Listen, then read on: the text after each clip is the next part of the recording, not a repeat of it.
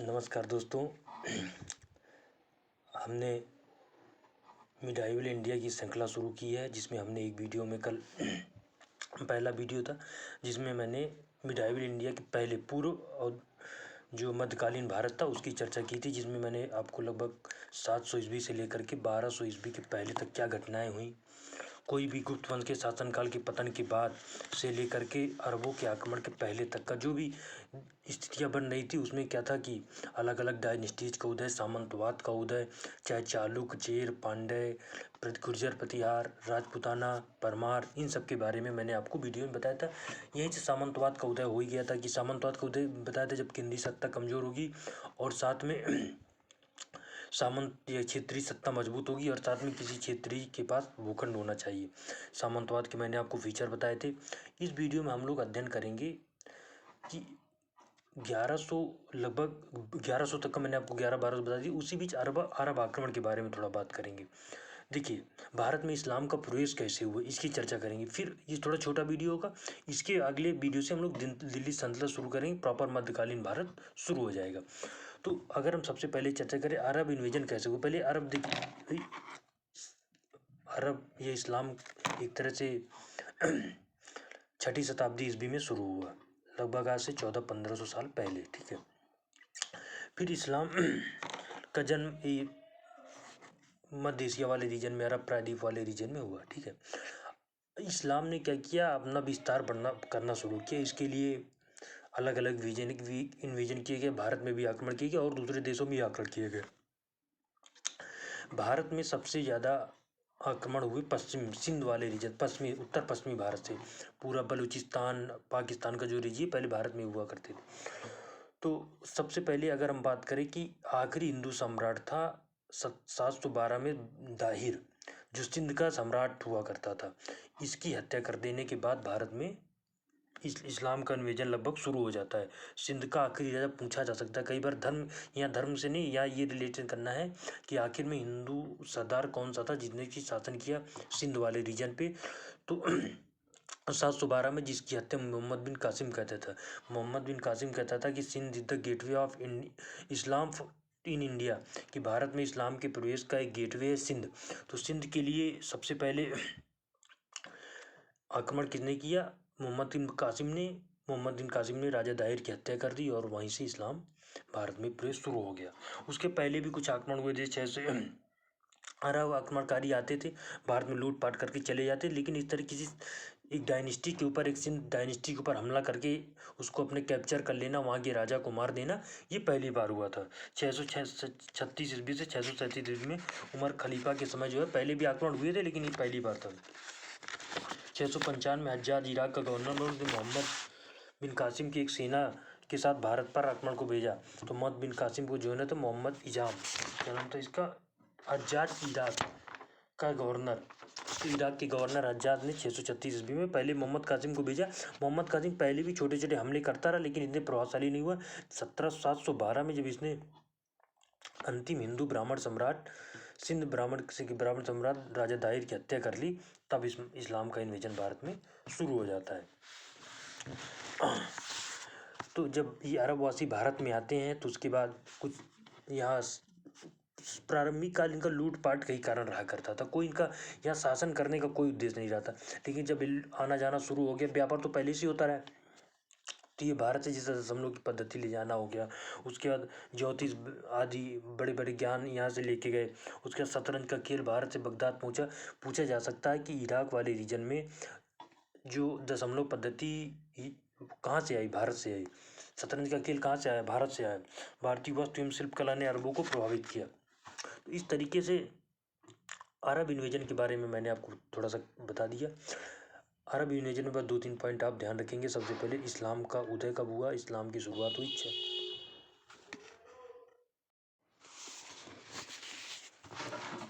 अरब invasion में सबसे 2-3 बातें ध्यान रखनी है।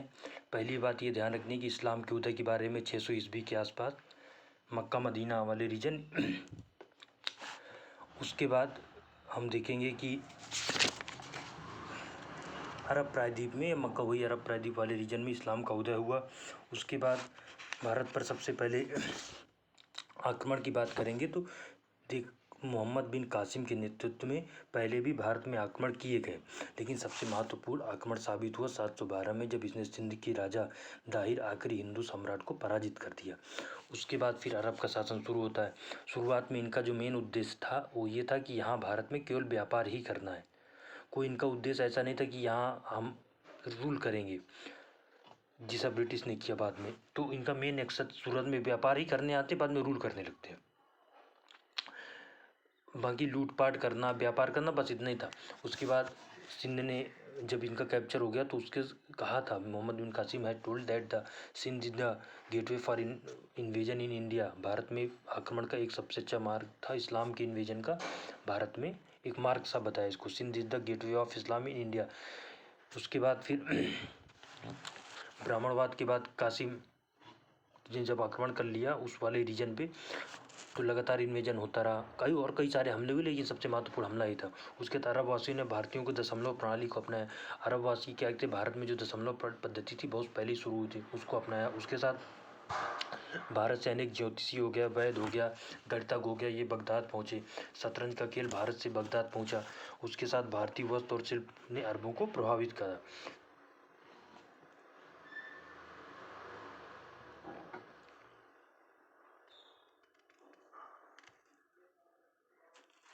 धीरे धीरे क्या क्या हो गई कि भारत में जो तुर्क आक्रमण के कारण जो छोटे छोटे रूलर थे वो लगभग खत्म होने लगे।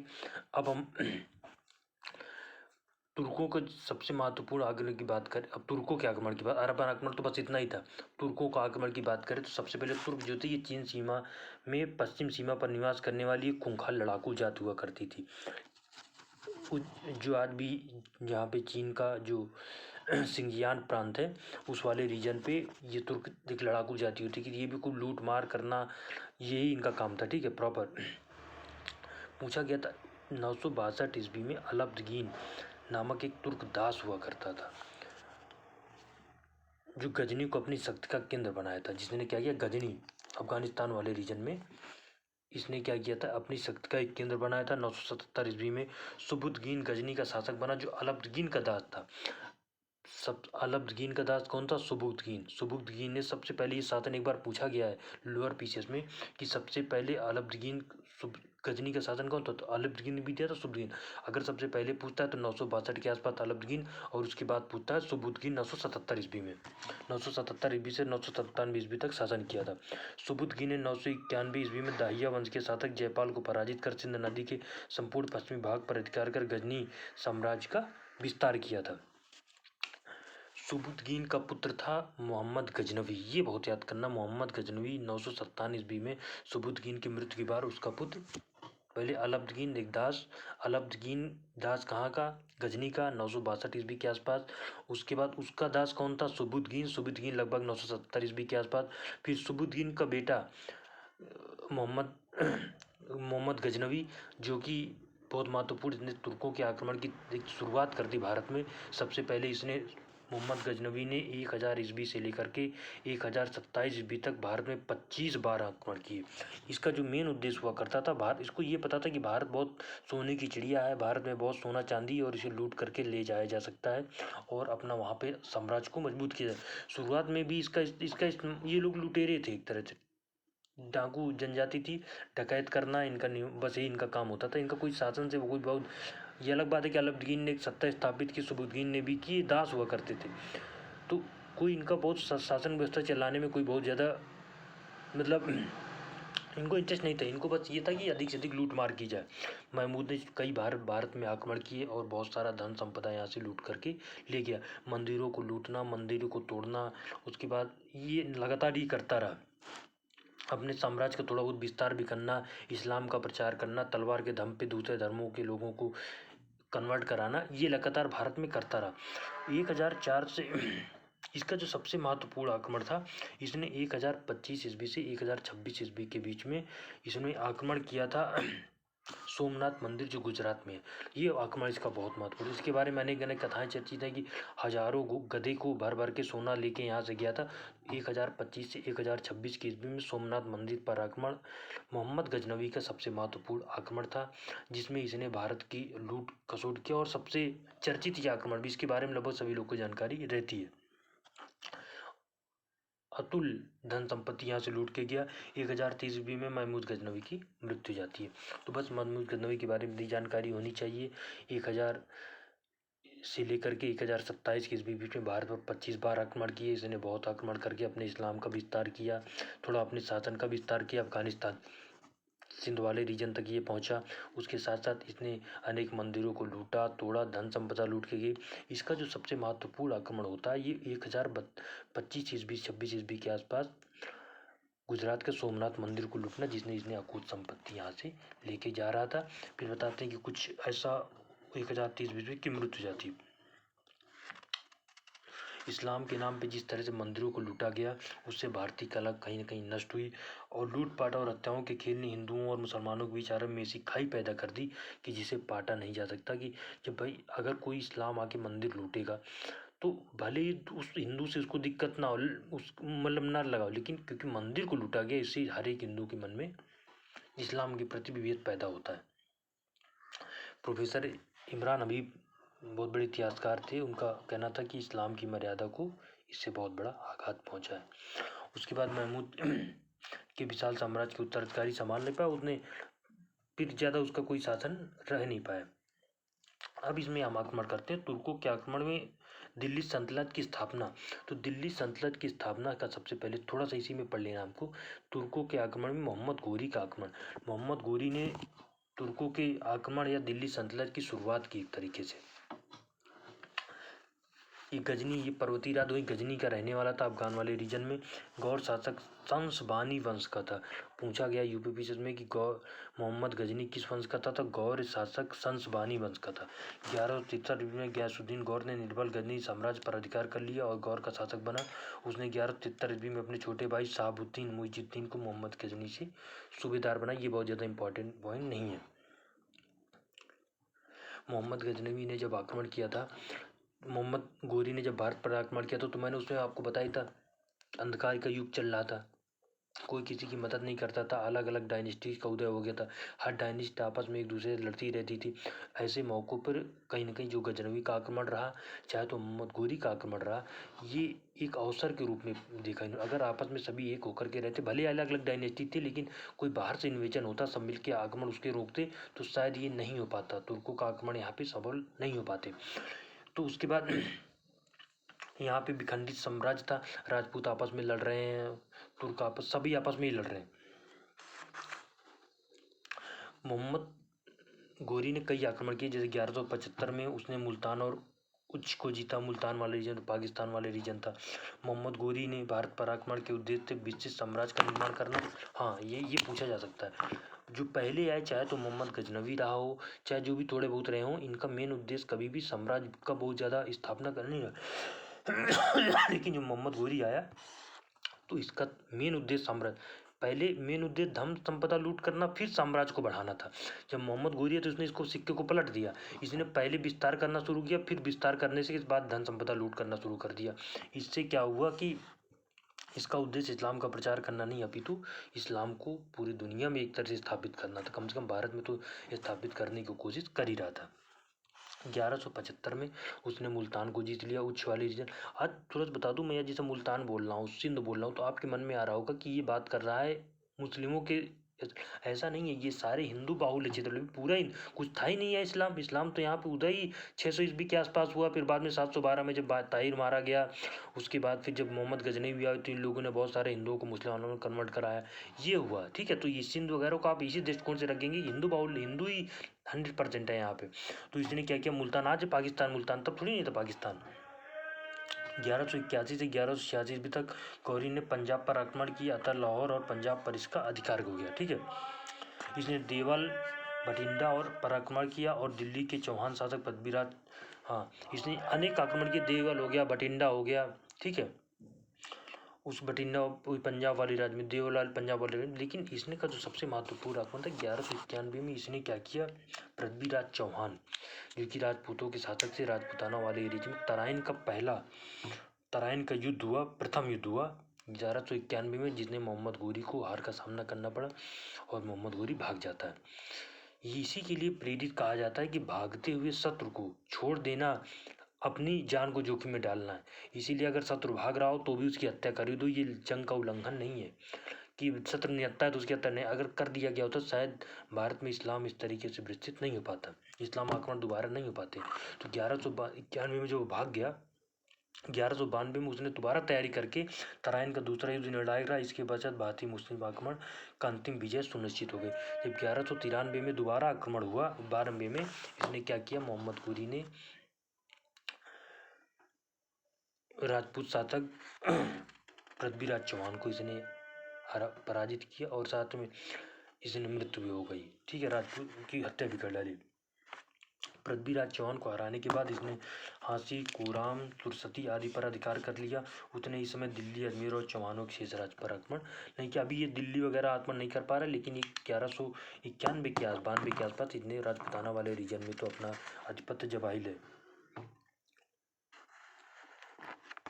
फिर मोहम्मद घोरी का उत्तरदायित्व था मोहम्मद कुतुबुद्दीन ऐबक, ये दास हुआ करता था मोहम्मद घोरी का। उसके बाद फिर दिल्ली सल्तनत की शुरुआत बेसिकली कुतुबुद्दीन ऐबक ने ही की थी। तो 1194 में मोहम्मद घोरी ने गढ़वाल राज्य पर आक्रमण कर चंदावत के क्षेत्र में जयचंद को पराजित कराने, राजा जयचंद की कहानी सुनी तो जयचंद को भी पराजित कर दिया इसने 1194 में। और साथ में इसने क्या किया, कुतुबुद्दीन ऐबक ने विद्रोह, जो दिल्ली वगैरह में जो थोड़ा बहुत इसके खिलाफ विद्रोह हो रहे थे उसका दमन करने के लिए कुतुबुद्दीन ऐबक को एक तरह से अपना कमांडर बनाया। उसने दिल्ली वगैरह में मोहम्मद घोरी का विरोध को दबाने का हर संभव कोशिश किया। 1194 में मोहम्मद घोरी ने गढ़वाल राज्य पर अधिकार कर चंदावत में राज्य क्षेत्र में जयचंद को पराजित कर दिया। 1205 में पंजाब में खोखरों के विद्रोह को दबाने एवं स्वयं भारत आया। खोखरों की पराजय और हजारों की मौत का घाट उतारने के बाद उसने गजनी को फिर प्रस्थान किया। मार्ग में सिंधु नदी के तट पर 1206 ईस्वी में खोखरों और रसिया विद्रोहियों के षड्यंत्र ने उसे मार डाला। ठीक है, मतलब 1206 की ईस्वी के बाद मोहम्मद घोरी की हत्या कर दी जाती है। वो कुछ लोग बोलते हैं कि ये पहुंच गया था, कुछ नहीं बोलते। खोखरों ने इसके सिंधवाले के आसपास वाले रीजन, पंजाब के रीजन में इसकी हत्या कर दी जाती है। ये आया था भारत में खोखरा समुदाय हुआ करता था जो विद्रोह कर रहा था लगातार इस्लामी इन्वेजन का, तो जिसको दबाने के लिए आया था, बल्कि खोखरों ने इसी की हत्या कर दी। तो तुर्क विजय के कुछ परिणाम निकले कि नहीं निकले, इससे भारत में क्या हुआ, ये प्रश्न मेंस में आ सकता है कि तुर्क विजय के भारत में कुछ परिणाम क्या हुआ। तुर्क विजय से भारत में स्थायी इस्लाम शासन की स्थापना हुई। उत्तर भारत में केंद्रीकृत प्रशासन की स्थापना होना शुरू हो गई। मैंने आपको क्या बताया था, मैंने आपको बताया था कि इस समय देश में कोई भी केंद्रीय सत्ता नहीं, सामंतवाद का उदय हो रहा है, अलग अलग डायनेस्टीज है। अब केंद्र में हमला होने वाला है। दिल्ली में अगर कोई कब्जा कर लेगा तो फिर एक तरह से केंद्रीय सत्ता मजबूत होगी, साथ में उत्तरी भारत में फिर एक केंद्रीकृत प्रशासन की शुरू होगी। निम्न श्रेणी के अनेक लोगों ने इस्लाम स्वीकार किया। बहुत सारे लोग हैं जो स्वेच्छा से इस्लाम की है, और उससे ज़्यादा लोग थे जिन्हें तलवार के दम पर इस्लाम कन्वर्ट कराया गया। ठीक है, इसमें विदेशी मुसलमानों को ही वर्ग मार दिया। विदेशी मुसलमान एक भारतीय मुसलमानों जो आते थे, भारतीय मुसलमानों को भारतीय हिंदुओं को कन्वर्ट करा के मुसलमान बनाते थे।